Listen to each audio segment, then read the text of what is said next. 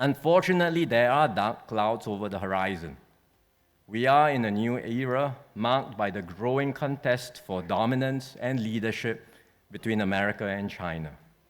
The two sides are continuing to engage one another, but there is deep mutual suspicion and mistrust in the relationship.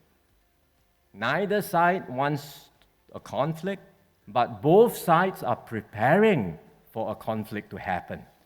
And that's why more and more economic activities around the world are being viewed through a security lens.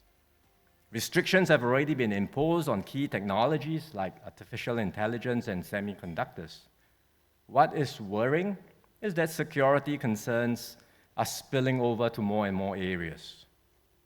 Once national resilience and security become the overriding priority, there will surely be many potential gaps and areas of vulnerability to address.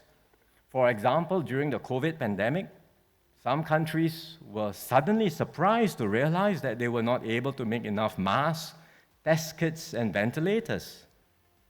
No one wants that to happen again.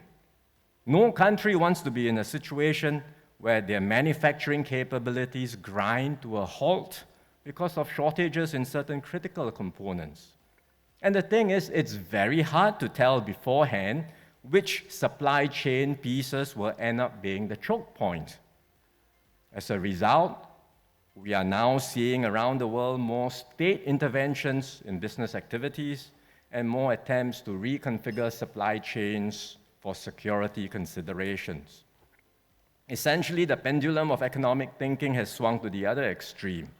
The consensus of the late 20th century was all about free trade and laissez-faire economic management.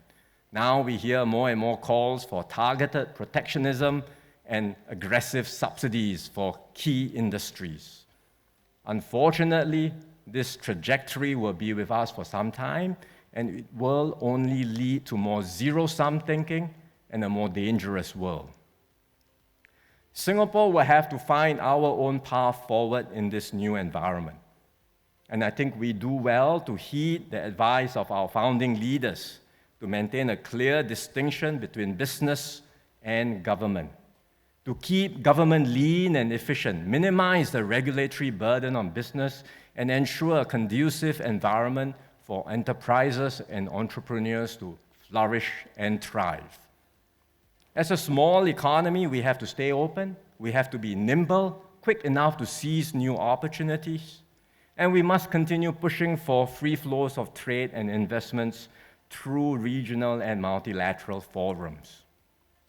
Importantly, as countries and companies everywhere look to diversify their exposures and widen their range of partners, we want Singapore to be their choice partner. We want to be a reliable and trusted node from which they can operate.